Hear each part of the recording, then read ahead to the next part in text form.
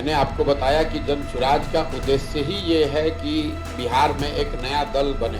जनता पिछले 30 साल से लालू, नीतीश, भाजपा से यहाँ त्रस्त है। तो जन सुराज वो अभियान है कि लोगों की ताकत को एक साथ किया जाए ताकि सब लोग मिलकर वो विकल्प बनाएं।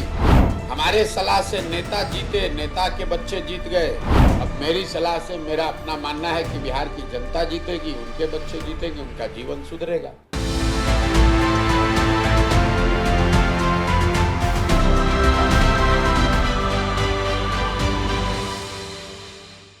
नमस्कार, आप देखना शुरू कर चुके हैं कैपिटल टीवी बिहार और मैं आपके साथ सरोज सिंह।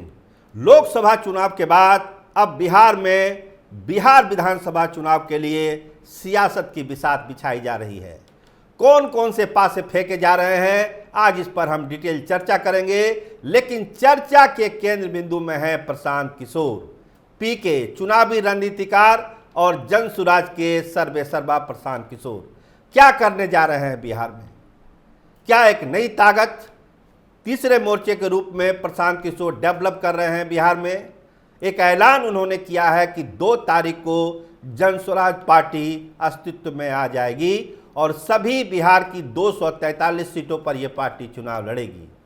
तो इरादा क्या है मास्टर प्लान प्रशांत किशोर का, इस खबर में डिटेल में हम आपको यही बताने जा रहे हैं कि आखिर बिहार की जंग जो प्रशांत किशोर को जीतनी है, बिहार का जो बादशाह बनना है, आखिर वो बनेंगे कैसे। एकदम स्ट्रेट लाइन है प्रशांत किशोर की कि बिहार के लोगों को क्या चाहिए। एक सर्वे का हवाला देते हैं प्रशांत किशोर कि 50% से ज़्यादा लोग बिहार में चाहते हैं कि नया विकल्प बने। लालू प्रसाद, तेजस्वी यादव, नीतीश कुमार, सम्राट चौधरी, इससे तंग आ चुके हैं बिहार के लोग। नया विकल्प खोज रहे हैं। तो नया विकल्प देगा कौन और नया विकल्प बनेगा कैसे, इसी को समझा रहे हैं प्रशांत किशोर बिहार के लोगों को पिछले 1.5 साल से। 2 तारीख को विधिवत इसका समापन होगा पदयात्रा का। 2 तारीख को पार्टी का ऐलान होगा और उसके बाद 243 सीटों पर जो चुनाव लड़ना है जन सुराज पार्टी को, उसकी सारी रणनीति का खुलासा वो करेंगे कि कौन होगा उम्मीदवार जन सुराज पार्टी से।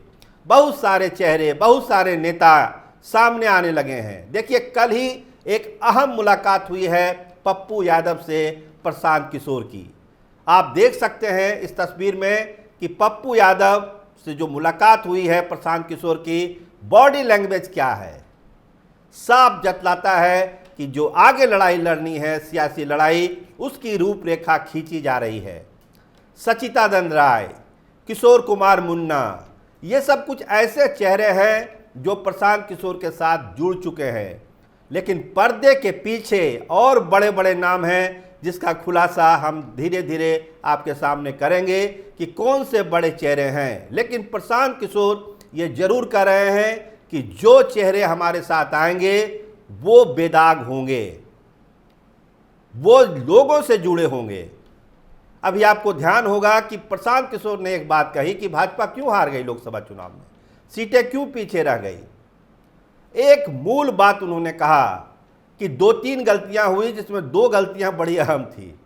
एक पहला जो नारा था 400 के पार, प्रशांत किशोर का अपना मानना है कि ये नारा ही अधूरा था। आपने 400 पार तो कह दिया, लेकिन इसके आगे क्या। ये अधूरा नारा था जिसका खामियाजा बीजेपी को उठाना पड़ा। लोग समझ ही नहीं पाए, अपने अपने हिसाब से आकलन हो गया। विपक्ष ने इसको रोक लिया, कहा कि 400 पार अगर बीजेपी हो जाएगी तो संविधान बदल देगी। और इसका इतना प्रभाव पड़ा कि भाजपा जो है 303 से 241 पे आ गई। ये नारा ही अधूरा था। इसके अलावा उन्होंने कहा कि देखिए, जो अहंकार है, एरोगेंसी है नेताओं की, वो जनता को खलती है।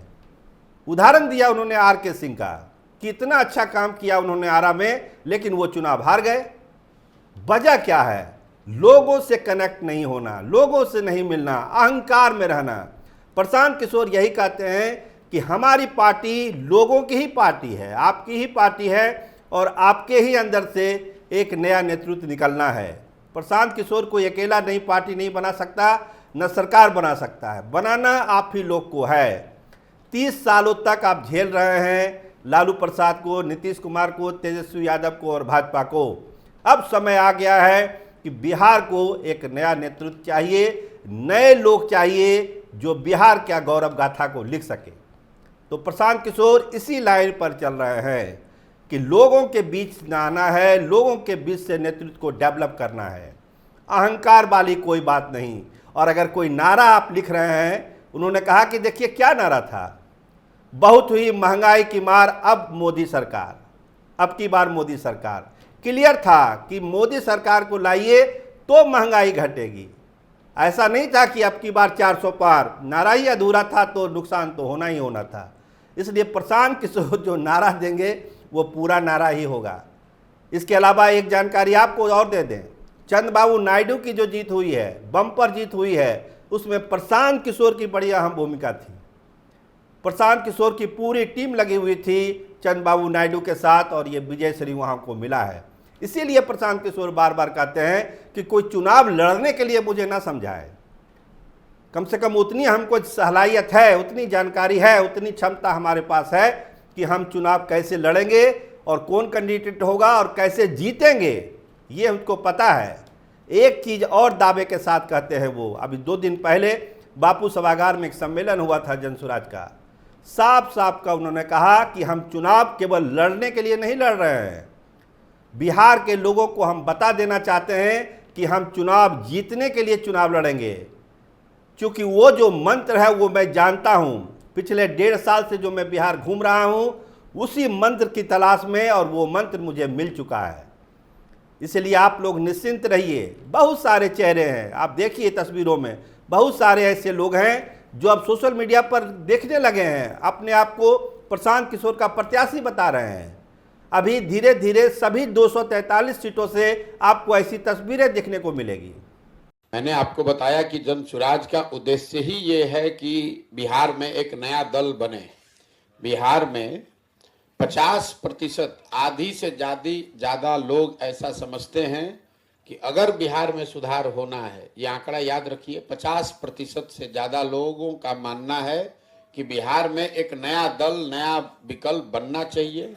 क्योंकि जनता पिछले 30 साल से लालू, नीतीश, भाजपा से यहाँ त्रस्त है। उन्होंने देखा है कि उनके जीवन में सुधार नहीं हो रहा है, लेकिन लोगों को रास्ता नहीं दिख रहा है, किसको वोट दें। यही दल है। सामान्य आदमी अपने अकेले दल तो बना नहीं सकता है। तो जनसुराज वो अभियान है कि लोगों की ताकत को एक साथ किया जाए ताकि सब लोग मिलकर वो विकल्प बनाएं जो सब लोग खोज रहा है। बिहार में हर आदमी कह रहा है कि भैया नया विकल्प होना चाहिए, लेकिन लोगों को ये नहीं समझ में आ रहा है कि वो नया विकल्प कैसे बनाया जाए, कौन बनाए। इसीलिए जनसुराज अभियान है कि आपको हम बताएं, समझाएं कि कैसे ये विकल्प बन सकता है। जो हमने 10 बरस काम किया है अपने जीवन में, हम पहले नेताओं को सलाह देते थे, दलों को सलाह देते थे कि कैसे वो अपने दल को संगठित कर सकते हैं, कैसे वो चुनाव लड़कर जीत सकते हैं। तो जो काम हम पहले दल और नेता के लिए करते थे, वही काम हम बिहार की जनता के लिए कर रहे हैं कि अब आप लोग कैसे साथ में आइए और कैसे नया दल बनाइए। हमारे सलाह से नेता जीते, नेता के बच्चे जीत गए। अब मेरी सलाह से मेरा अपना मानना है कि बिहार की जनता जीतेगी, उनके बच्चे जीतेंगे, उनका जीवन सुधरेगा।